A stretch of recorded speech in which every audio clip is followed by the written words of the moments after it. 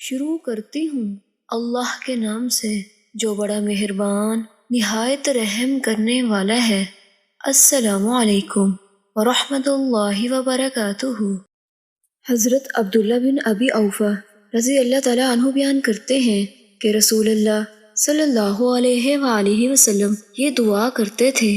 اللہم برد قلبی بالثلج والبرد والماء البارد، اللہم نقی قلبی من الخطایا کما نقیت الثوب الابید من الدنس۔ ترجمہ: اے اللہ تو میرے دل کو ٹھنڈا کر دے برف اور اولے سے اور ٹھنڈے پانی سے، اور میرے دل کو خطاؤں سے پاک و صاف کر دے جیسا کہ تو نے سفید کپڑے کو میل کچیل سے پاک و صاف کیا ہے۔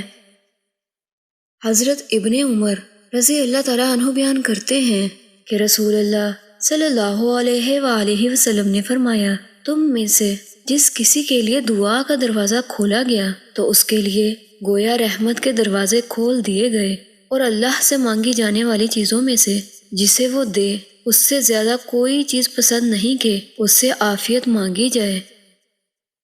عبد الرحمن بن ابو بکر سے روایت کی ہے، اور عبد الرحمن نے موسیٰ بن عقبہ سے، موسیٰ نے نافع سے، اور نافع نے ابن عمر رضی اللہ تعالیٰ عنہما کے واسطے سے نبی اکرم صلی اللہ علیہ وآلہ وسلم سے آپ نے فرمایا: اللہ سے جو چیزیں بھی مانگی جاتی ہیں ان میں اللہ کو عافیت سے زیادہ محبوب کوئی چیز بھی نہیں ہے۔ پیارے ساتھیو، اللہ تعالیٰ سے دعا ہے کہ اللہ تعالیٰ ہمیں خشوع و خضوع کے ساتھ عبادت کرنے اور دعائیں مانگنے کی توفیق عطا فرمائے۔ آمین ثم آمین۔